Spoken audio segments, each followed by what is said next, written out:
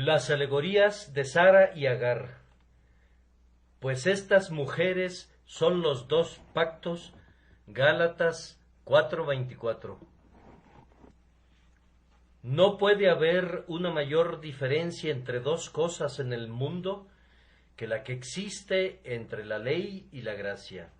Y sin embargo, y aunque resulte extraño decirlo, a pesar que ambas cosas son diametralmente opuestas y esencialmente diferentes la una de la otra, la mente humana, que es tan depravada, y la inteligencia, aun cuando es bendecida por el Espíritu, se han alejado tanto del discernimiento correcto, que una de las cosas más difíciles del mundo es hacer una apropiada distinción entre la ley y la gracia.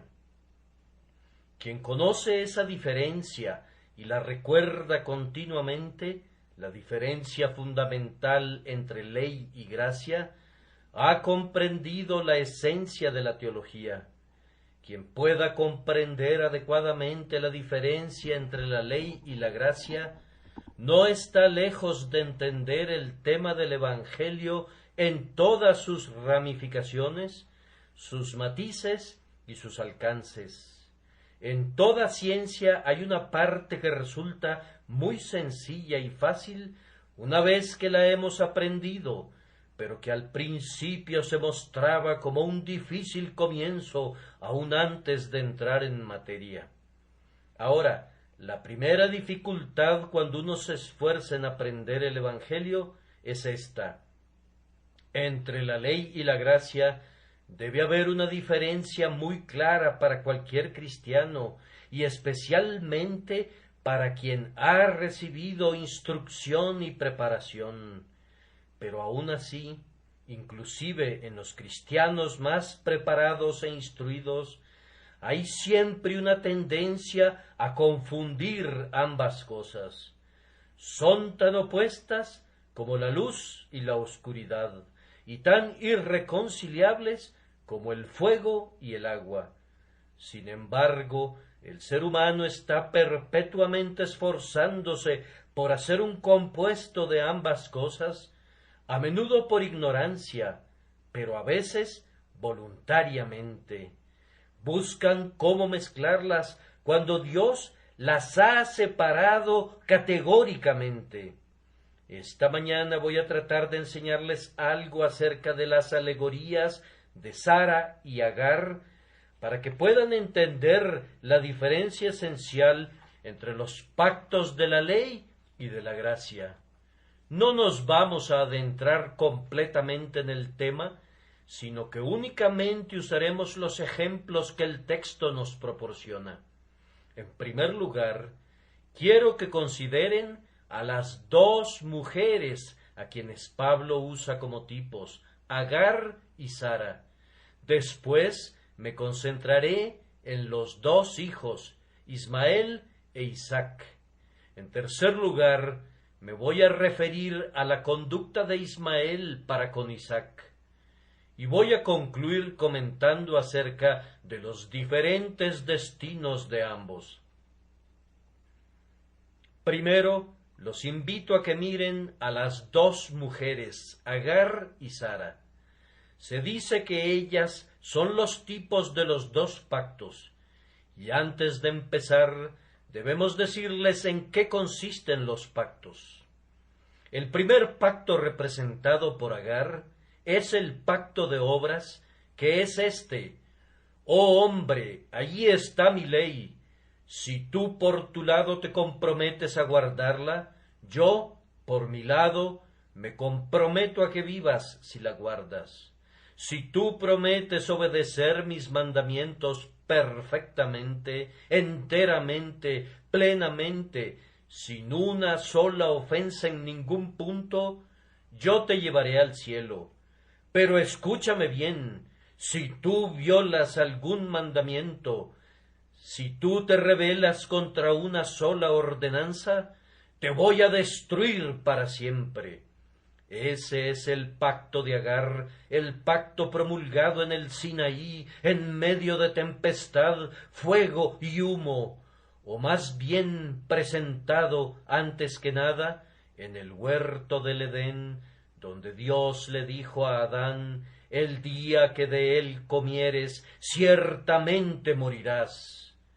Mientras no comiera del árbol, sino que más bien permaneciera sin mancha y sin pecado, Adán tenía la garantía de vivir.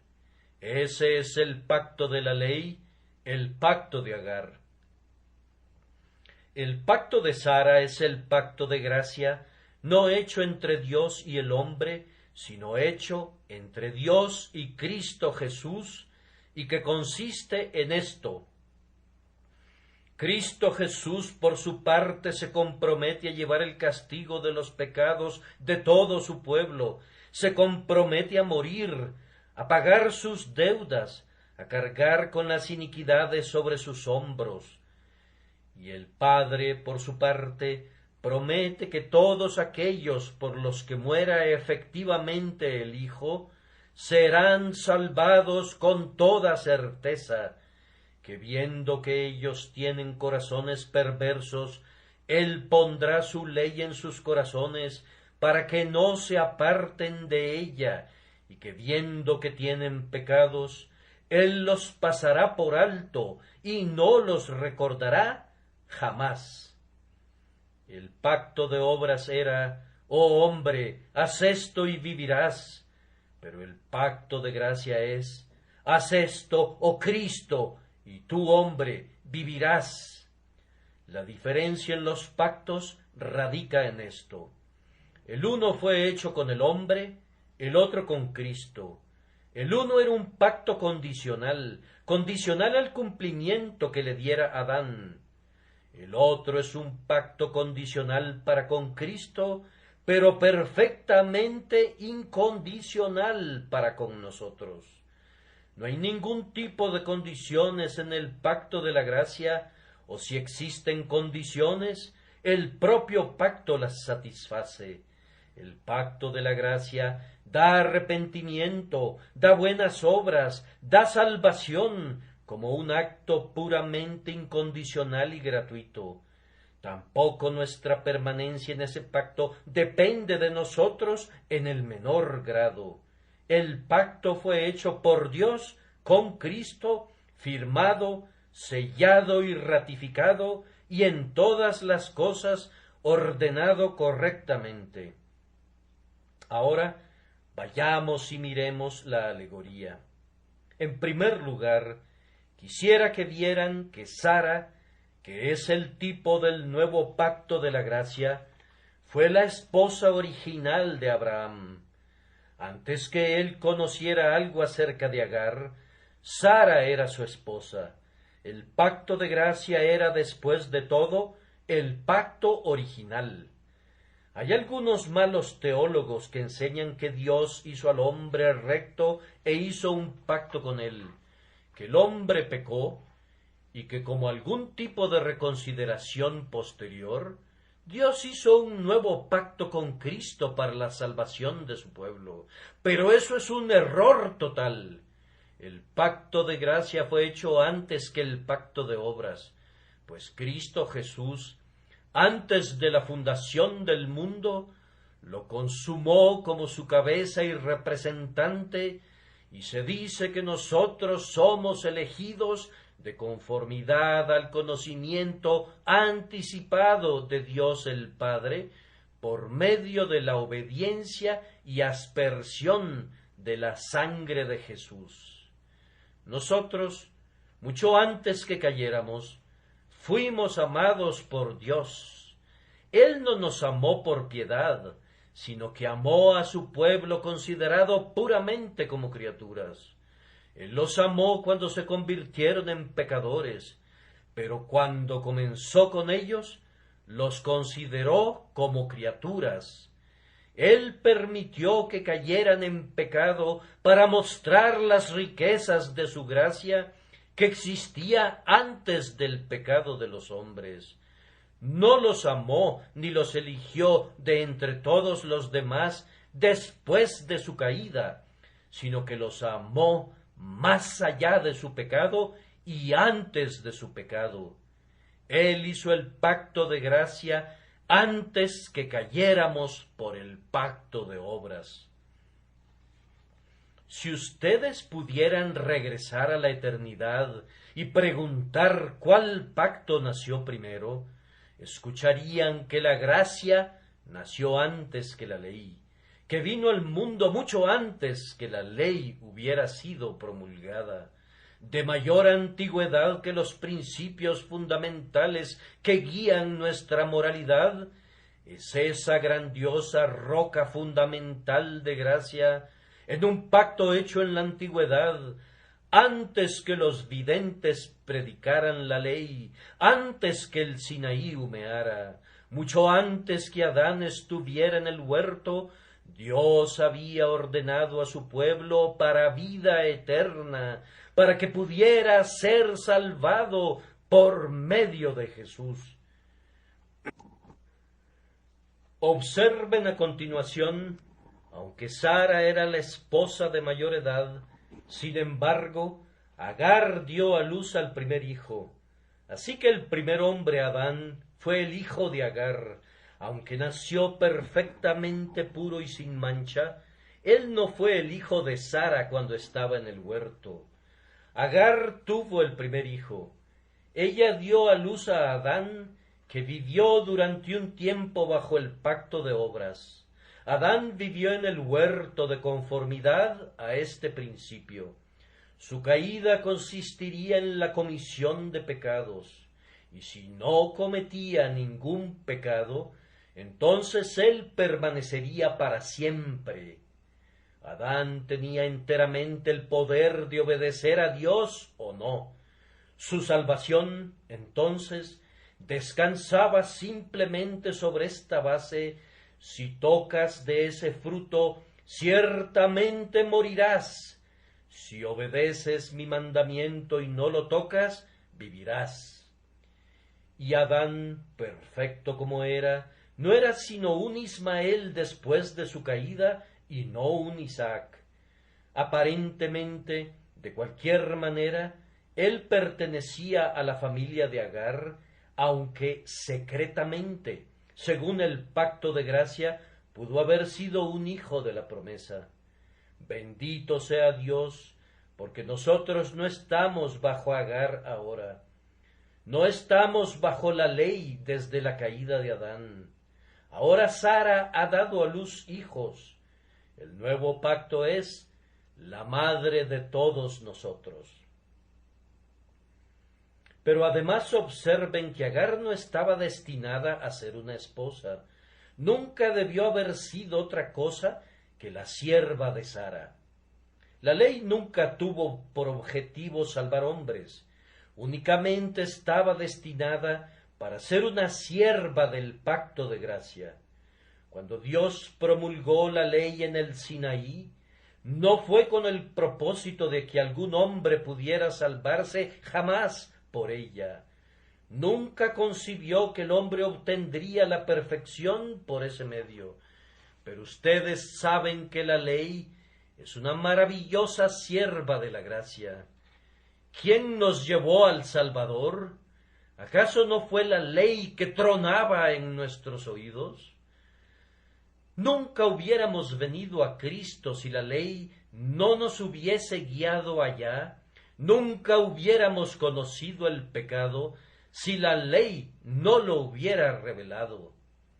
La ley es la sierva de Sara que barre nuestros corazones y hace que el polvo se levante para que nosotros pidamos a gritos que la sangre sea rociada sobre nosotros para aplacar el polvo.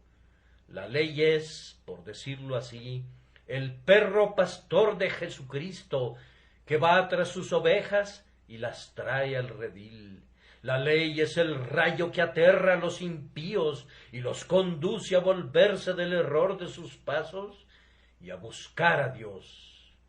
Ah, si supiéramos cómo usar la ley correctamente, si entendiéramos cómo colocarla en el lugar adecuado y hacerla obediente a su señora, todo estaría muy bien.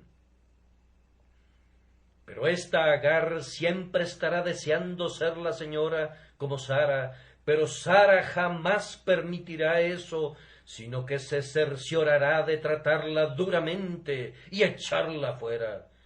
Nosotros debemos hacer lo mismo, y que nadie nos critique si tratamos a la familia de Agar con dureza en estos días, si a veces decimos cosas severas contra quienes ponen su confianza en las obras de la ley.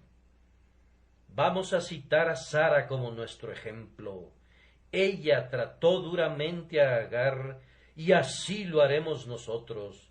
Queremos hacer que Agar huya al desierto, no queremos tener tratos con ella.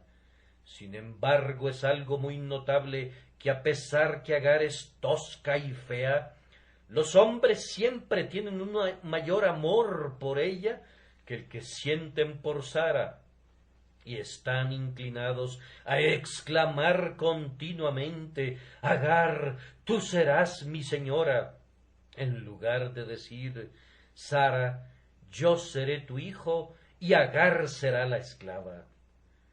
¿Dónde está la ley de Dios ahora? No está por encima del cristiano, está por debajo del cristiano. Algunos hombres sostienen la ley de Dios como una vara interrorem sobre los cristianos y dicen: si tú pecas, serás castigado con esta vara. No es así. La ley está bajo el cristiano. Es para que se apoye en ella, para que sea su guía, su regla, su modelo. No estamos bajo la ley, sino bajo la gracia. La ley es el camino que nos guía, no la vara que conduce, ni el espíritu que nos impulsa. La ley es buena y excelente si guarda su lugar. Nadie critica a la sierva, puesto que no es la esposa, y nadie despreciará a Agar, puesto que no es Sara. Si ella simplemente hubiera recordado su trabajo, todo hubiera ido bien, y su señora nunca la habría echado.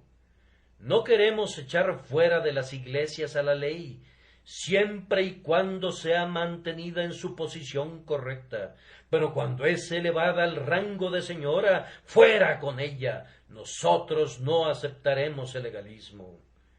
Además, Agar nunca fue una mujer libre y Sara nunca fue una esclava. Entonces, amados, el pacto de obras nunca fue libre, ni ninguno de sus hijos fue libre jamás.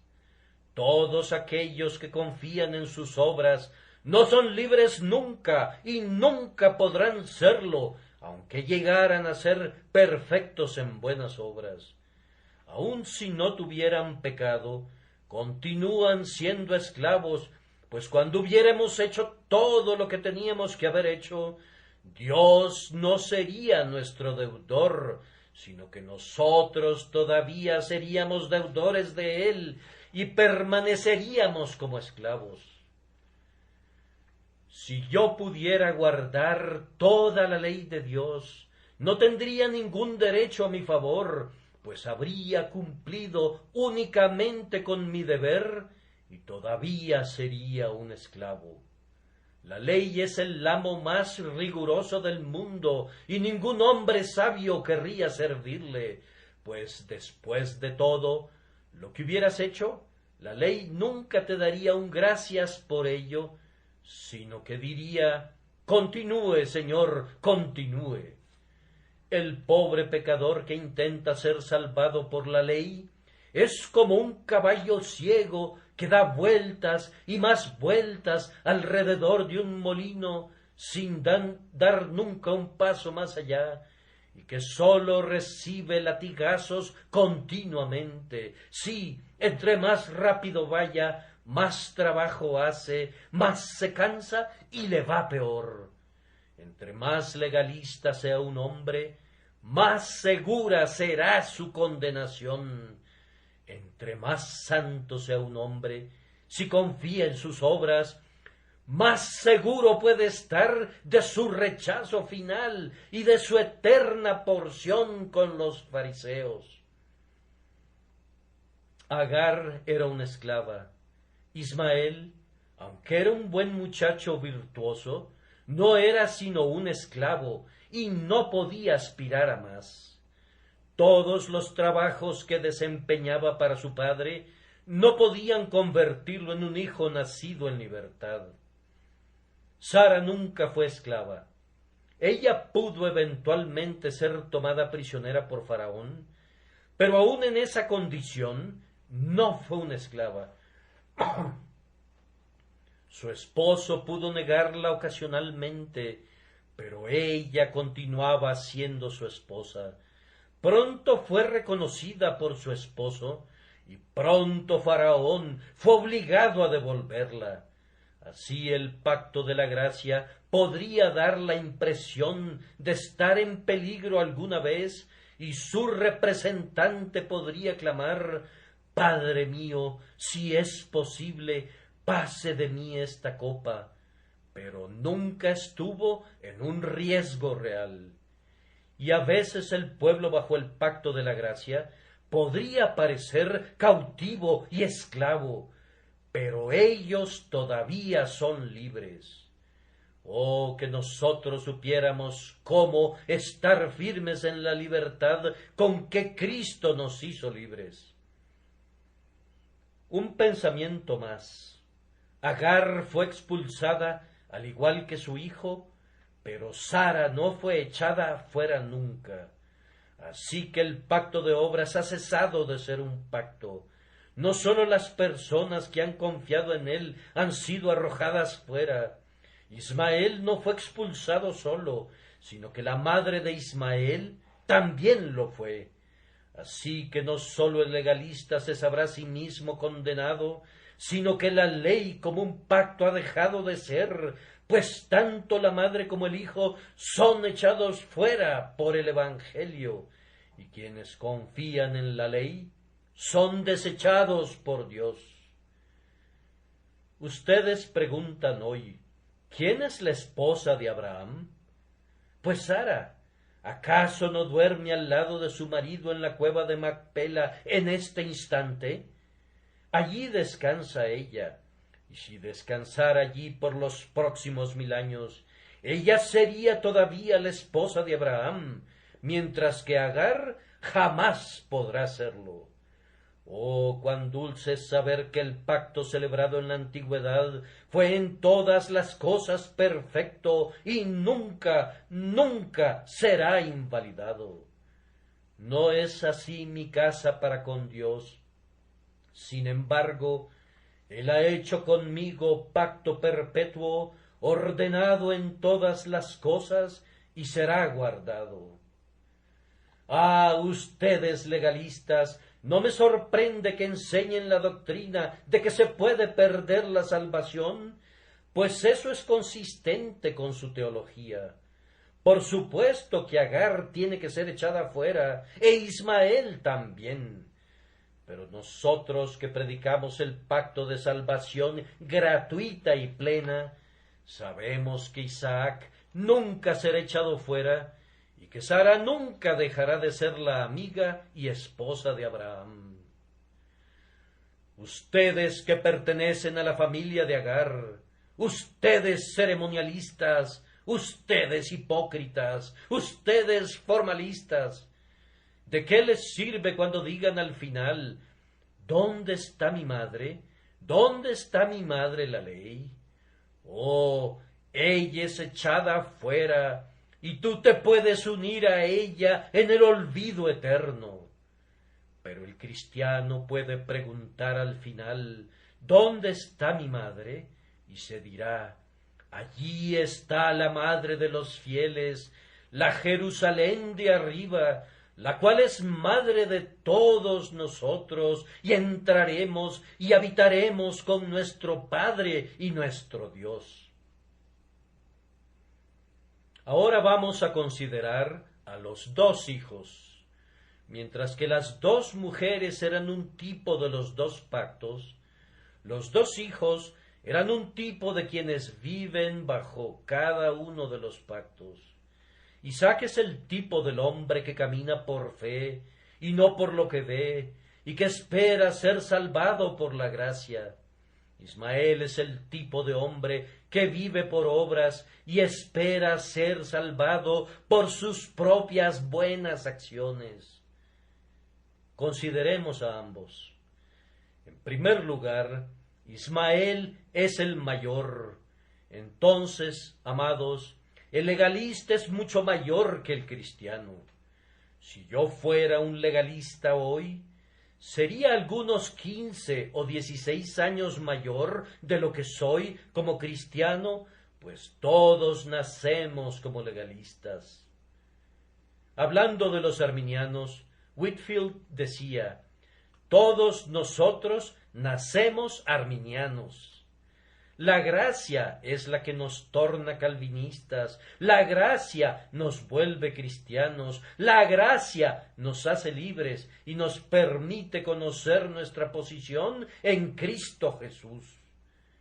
Debe esperarse entonces que el legalista tenga mayor poder de argumentación que Isaac.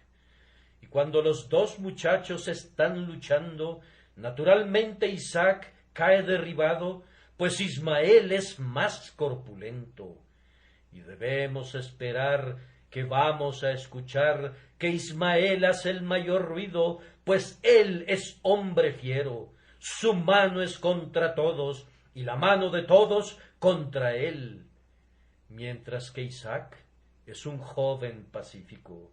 Él siempre apoya a su madre, y cuando se burlan de él, va y le dice a su madre que Ismael se burló de él, pero eso es todo lo que puede hacer.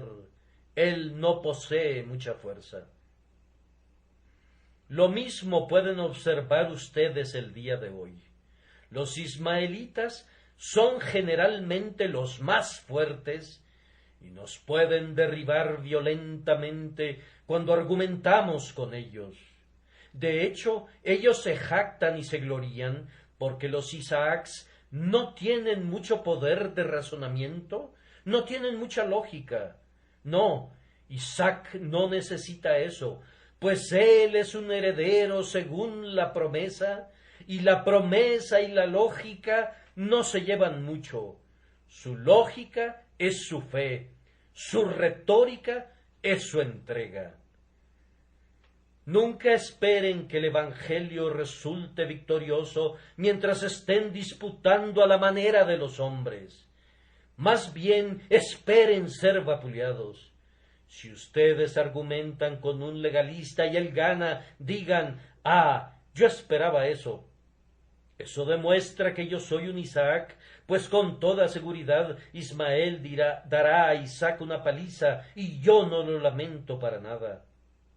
Tu padre y tu madre estaban en la plenitud de su vigor y eran fuertes. Entonces fue natural que me dominaras, pues mi padre y mi madre eran bastante viejos. Pero ¿cuál es la diferencia entre los dos muchachos en su apariencia externa? ¿No existía ninguna diferencia entre ellos en cuanto a las ordenanzas? Pues ambos fueron circuncidados. No había ninguna distinción en relación con las señales externas y visibles. Así, mis carísimos hermanos, a menudo no hay ninguna diferencia entre Ismael e Isaac, entre el legalista y el cristiano, en materia de ceremonias externas. El legalista toma el sacramento y es bautizado. Él tendría temor de morir sin hacer eso. Y yo creo que no había mucha diferencia en cuanto al carácter de ellos. Ismael era un hombre casi tan bueno y honorable como Isaac, y la Escritura no dice nada en su contra. En verdad, yo estoy inclinado a creer que él era un muchacho especialmente bueno, basado en el hecho que cuando Dios dio una bendición diciendo: «Yo estableceré mi pacto con Isaac», Abraham pidió: «Ojalá Ismael viva delante de ti». Él suplicó a Dios por Ismael, porque amaba al muchacho, indudablemente por su disposición. Dios respondió: sí, yo le voy a dar a Ismael tal y tal bendición. Él será padre de príncipes, y él tendrá bendiciones temporales.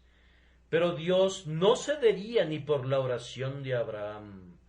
Y cuando Sara estaba muy enojada, como debe haber estado ese día cuando echó a Agar fuera de su casa, se dice: este dicho pareció grave en gran manera a Abraham a causa de su hijo. Y yo no sospecho que el apego de Abraham haya sido una insensatez. Hay un rasgo del carácter de Ismael que es digno de ser admirado.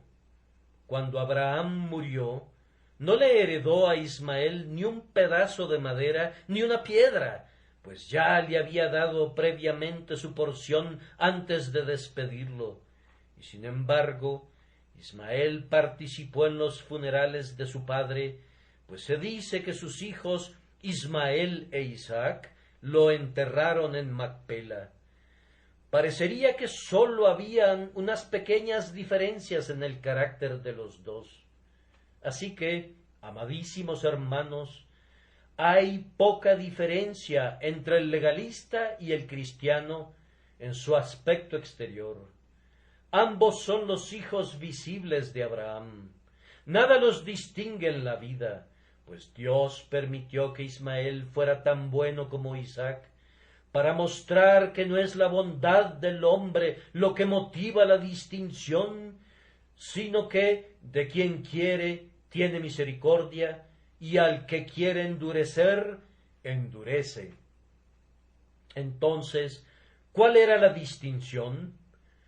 Pablo nos ha dicho que el primero nació según la carne y el segundo por el Espíritu. El primero era un hijo natural, el otro un hijo espiritual. Pregunten al legalista: tú haces buenas obras, te has arrepentido, dices que guardas la ley y que no tienes necesidad de arrepentirte. Ahora, ¿de dónde sacaste tu fuerza? Tal vez él responda: de la gracia. Pero si le preguntaran qué quiere decir con eso, diría que él usó la gracia. Él poseía gracia y la usó. Entonces la diferencia consiste en que tú usaste tu gracia y los otros no. Sí, bien, entonces es debido a tus acciones. Puedes llamarlo gracia o puedes llamarlo mostaza. Después de todo, no fue la gracia, pues fue el hecho que la usaras, dices, lo que hizo la diferencia. Pero pregunten al pobre Isaac cómo ha guardado la ley, y qué responde: muy mal, ciertamente. Isaac, eres un pecador. Oh, sí, y excesivamente grande. Me he rebelado contra mi padre un sinnúmero de veces. A menudo me he apartado de él. Entonces no te consideras tan bueno como Ismael, ¿no es cierto? No. Pero sin embargo hay una diferencia entre tú y él después de todo. ¿Cuál ha sido la diferencia? Pues la gracia me ha hecho diferente. ¿Por qué Ismael no es un Isaac? ¿Podría Ismael haber sido un Isaac? No, responde Isaac, fue Dios quien me hizo diferente de principio a fin. Él me hizo un hijo de la promesa antes que yo naciera, y él me debe guardar así. La gracia coronará toda la obra a lo largo de días sin fin. Coloca en el cielo la última piedra y muy bien merece toda la alabanza. Isaac realmente tiene más buenas obras. En ese sentido no está colocado por detrás de Ismael. Cuando es convertido, trabaja para servir a su padre, de ser posible, mucho más de lo que el legalista trabaja para servir a su amo. Pero aun así, sin duda, si escucharan ambos relatos, sabrían que Isaac dice que él era un pobre pecador miserable, mientras que Ismael se presentaría como un hombre muy honorable, como un caballero farisaico. La diferencia no reside en el trabajo, sin embargo, sino en los motivos, no en la vida, sino en los medios de sostener esa vida, no tanto en lo que hacen, sino más bien en cómo lo hacen. Entonces, aquí está la diferencia entre algunos de ustedes.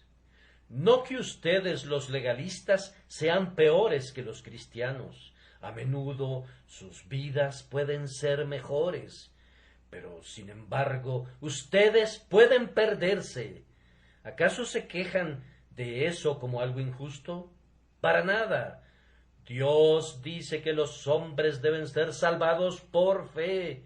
Y si ustedes dicen, no, yo seré salvado por las obras, pueden intentarlo, pero estarán perdidos para siempre. Es como si tuvieran un sirviente y le dijeran, Juan, ve a hacer tal y tal cosa al establo. Pero él va y hace lo contrario. Y luego dice, Señor, lo hice muy bien. Sí, dirían ustedes, pero eso no es lo que te pedí que hicieras. Así, Dios no te ha dicho que ganes tu salvación por medio de buenas obras, sino que Él ha dicho, ocupaos en vuestra salvación con temor y temblor, porque Dios es el que en vosotros produce así el querer como el hacer, por su buena voluntad. De tal forma que cuando se presenten ante Dios con sus buenas obras, Él dirá, yo nunca te pedí que hicieras eso, yo dije, el que creyere en el Señor Jesucristo y fuere bautizado, será salvo. Ah, dirás tú, yo pensé que mi propia manera era mucho mejor. Amigo, tú estarás perdido por andar pensando a tu manera. ¿Qué, pues, diremos? Que los gentiles que no iban tras la justicia han alcanzado la justicia, mas Israel, que iba tras una ley de justicia, no la alcanzó. ¿Por qué? Porque iban tras ella no por fe, sino como por obras de la ley. Ahora diré brevemente una palabra o dos sobre la conducta de Ismael para con Isaac. Sabemos que Ismael se burlaba de Isaac. Queridos hijos de Agar, ¿acaso algunos de ustedes no se han sentido sumamente irritados cuando han oído esta doctrina? Han dicho, es espantoso, es horrible, es muy injusto que yo pueda ser tan bueno como quiera, pero si no soy un hijo de la promesa, no puedo ser salvo. Es realmente horroroso, es una doctrina inmoral. Causa mucho daño y debería ser suprimida. Por supuesto, eso demuestra que tú eres un Ismael. Por supuesto que Ismael se burlará de Isaac, y no necesitamos otra explicación.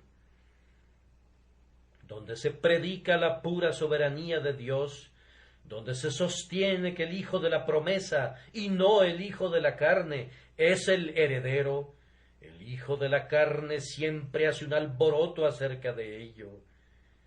¿Qué le dijo Ismael a Isaac? ¿Qué tienes que hacer tú aquí? ¿Acaso no soy yo el hijo mayor de mi padre? A mí debió pertenecer toda la propiedad, si no fuera por ti. ¿Acaso estás arriba de mí? Así es como habla el legalista. ¿Acaso no es Dios el Padre de todos? ¿No somos todos sus hijos? No debemos establecer ninguna diferencia. Ismael preguntó, ¿no soy yo tan bueno como tú?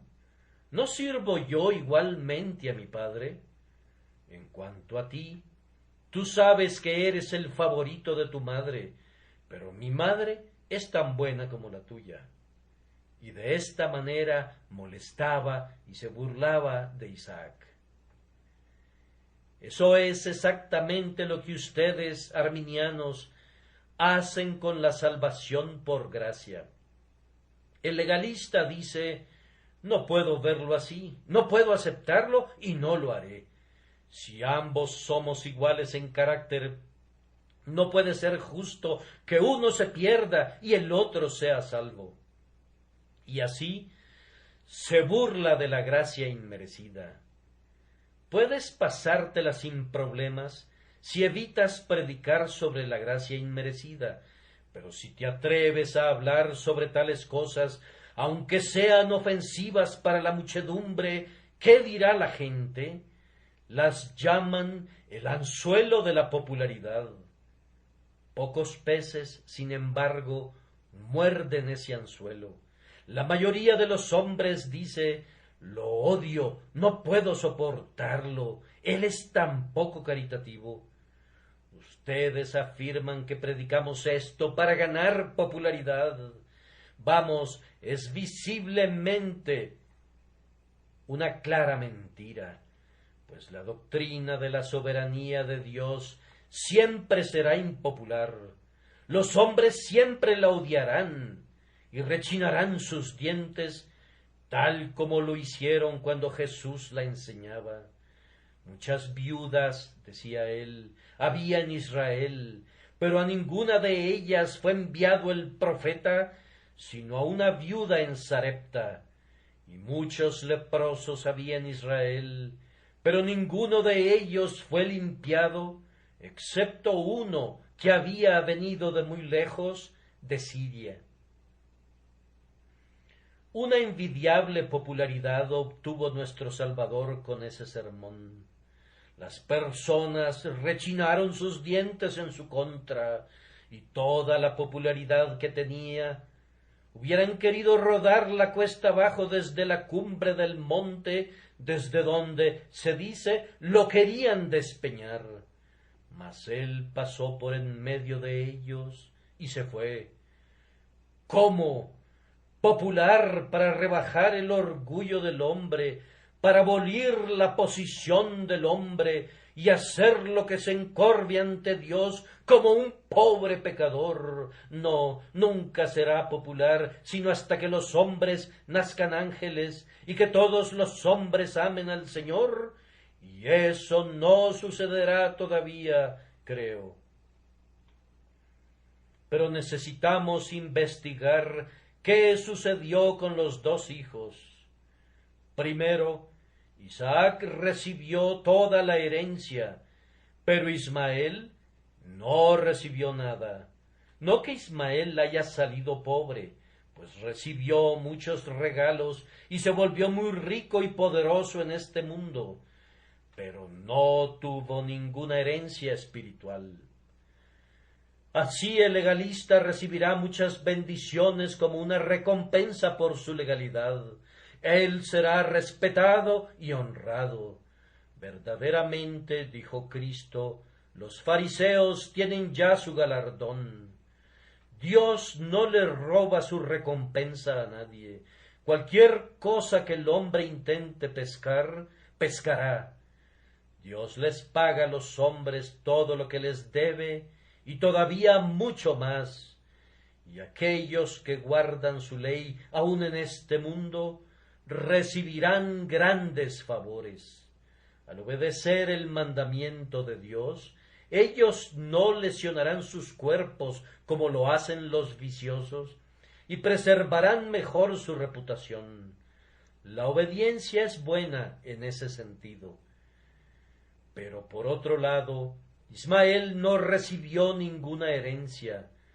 Por tanto, tú, pobre legalista, si estás dependiendo de tus obras o de cualquier otra cosa, excepto de la gracia soberana, inmerecida de Dios para tu liberación de la muerte, tú no tendrás ni siquiera un palmo de la herencia de Canaán, sino que en aquel grandioso día, cuando Dios reparta las porciones a todos los hijos de Jacob, no habrá ni un pedazo para ti.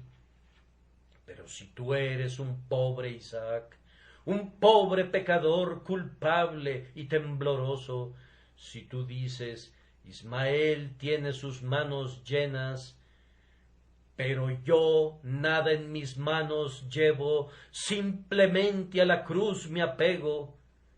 Si tú dices en ese día, yo no soy absolutamente nada, pero Jesucristo es mi todo en todo. Si tú renuncias a todas las obras de la carne y confiesas, yo soy el primero de los pecadores, pero soy el hijo de la promesa, y Jesús murió por mí.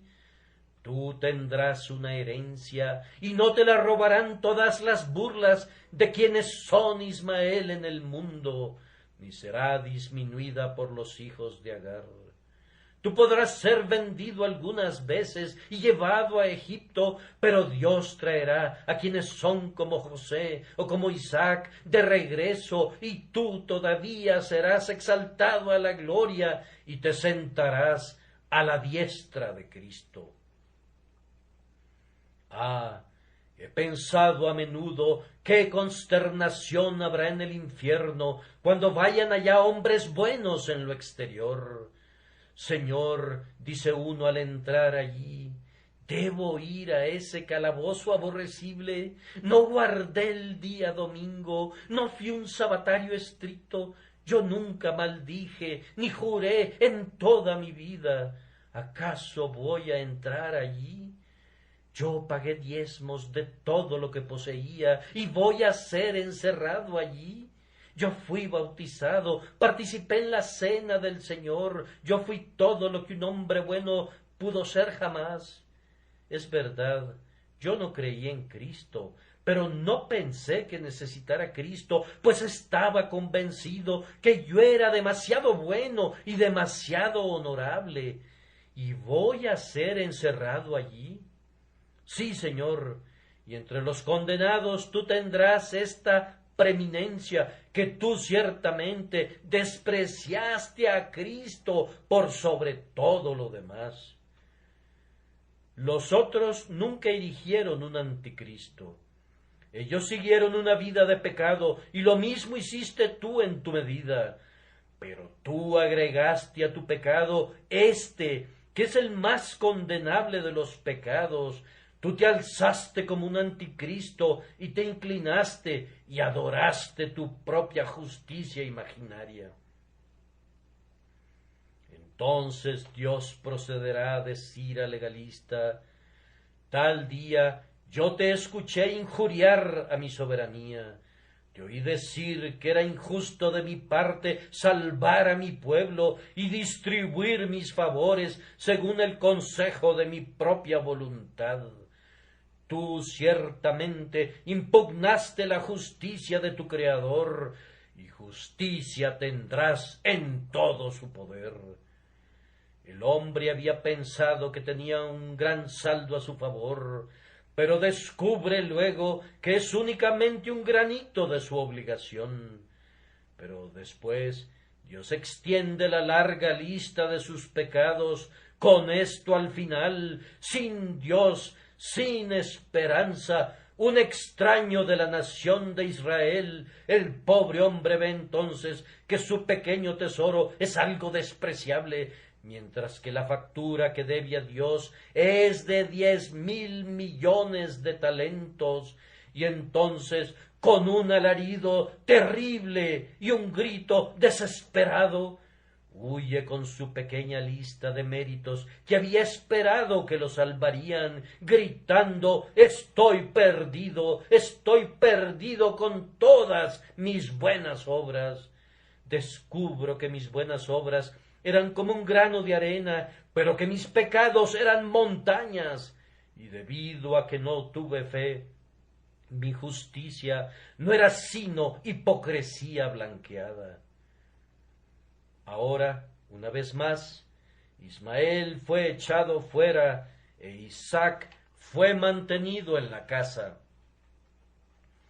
Así sucederá con algunos de ustedes. cuando el día de rendir cuentas venga para probar a la Iglesia de Dios.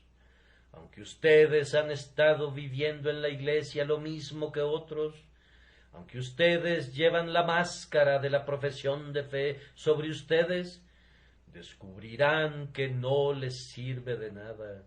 Ustedes han sido como el hijo mayor. Tan pronto llega tu hijo que consumió tus bienes con rameras, has hecho matar al becerro más gordo. Ah, legalista envidioso, tú serás echado de la casa al final.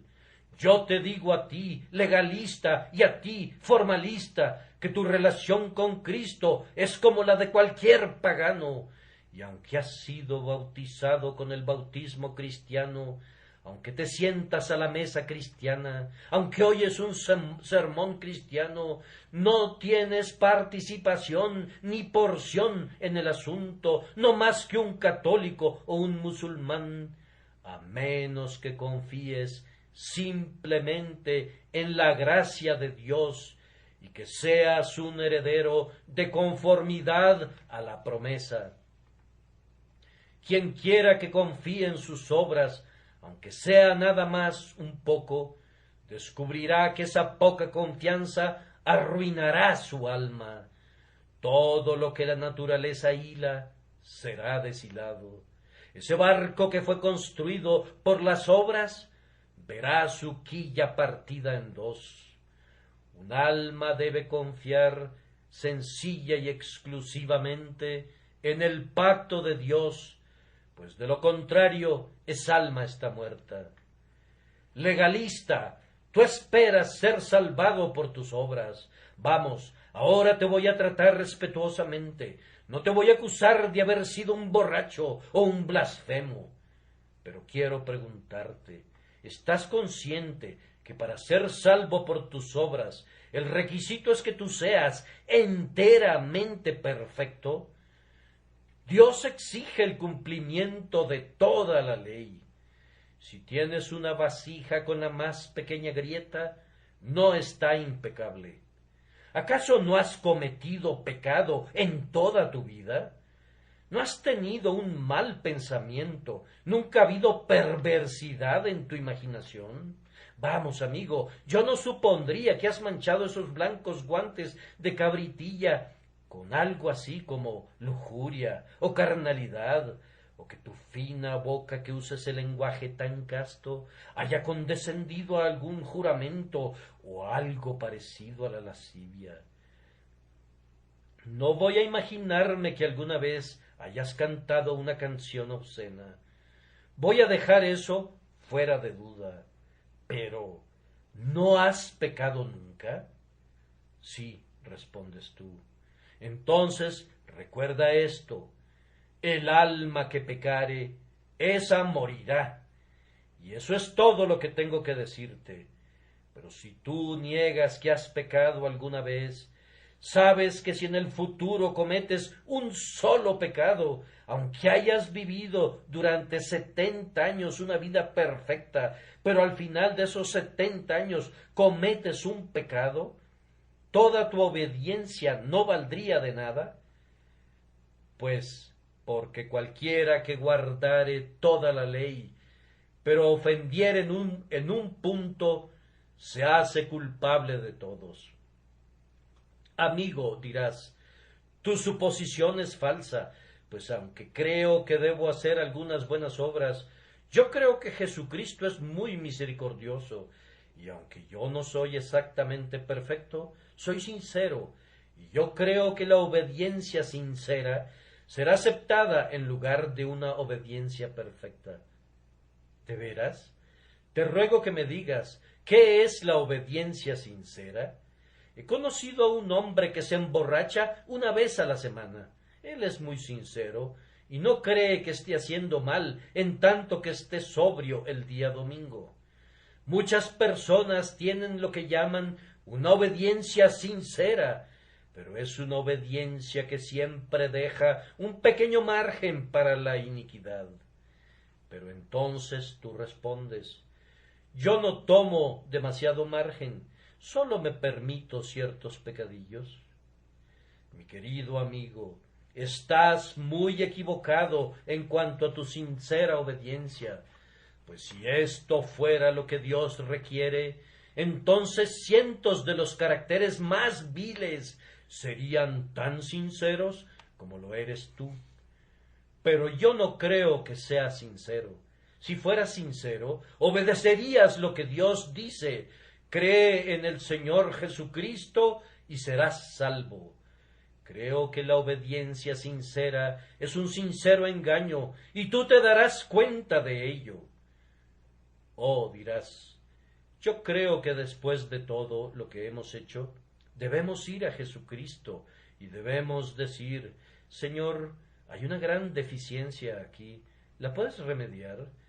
He oído que antes pesaban a las brujas contra la Biblia de la parroquia, y si pesaban más que la Biblia, eran declaradas inocentes. Pero poner a una bruja y a la Biblia en la misma balanza es una nueva idea. Vamos, Cristo no se pondrá en la balanza con un insensato arrogante como lo eres tú. ¿Quieres que Cristo sirva de contrapeso? Él está muy agradecido contigo por el cumplido, pero Él no aceptará ese servicio tan bajo. Oh, comentas tú, Él me ayudará en el asunto de la salvación. Sí, yo sé que eso te complacería, pero Cristo es un Salvador muy diferente. Él decide hacerlo todo cuando hace algo. Te podrá parecer extraño, pero no le gusta ninguna ayuda. Cuando hizo el mundo, ni siquiera le pidió al ángel Gabriel que enfriara con su ala la materia derretida, sino que él lo hizo enteramente todo. Lo mismo ocurre con la salvación. Él dice, y a otro no daré mi gloria. Y quisiera recordarte, como profesas ir a Cristo, y sin embargo dices tener una participación en el negocio, que hay un pasaje en las Escrituras a propósito para ti, que puedes masticar a placer. Y si por gracia, ya no es por obras. De otra manera la gracia ya no es gracia. Y si por obras, ya no es gracia. De otra manera la obra ya no es obra. Pues si mezclas ambas, arruinas a las dos. Vete a casa, amigo, y prepárate una mezcla de fuego y agua. Esfuérzate por mantener en tu casa a un león y a un cordero. Y cuando hayas tenido éxito haciendo eso, dime que has logrado que las obras y la gracia estén de acuerdo, y yo te responderé que me has dicho una mentira aún entonces, pues las dos cosas son tan esencialmente opuestas que eso no puede lograrse. A cualquiera de ustedes que deseche todas sus buenas obras y quiera venir a Jesús diciendo nada, nada, nada, nada en mis manos llevo, simplemente a la cruz me apego, Cristo le dará suficientes buenas obras, su espíritu producirá en él tanto el querer como el hacer por su buena voluntad, y le hará santo y perfecto. Pero si te has esforzado por alcanzar la santidad fuera de Cristo, has comenzado por el punto equivocado, has buscado la flor antes que tener una raíz, y tus esfuerzos son insensatos. Ustedes que son como Ismael, tiemblen ante él ahora. Si otros son como Isaac, que siempre recuerden que son hijos de la promesa, permanezcan firmes, no se dejen enredar por el yugo de la servidumbre, pues ustedes no están bajo la ley, sino bajo la gracia.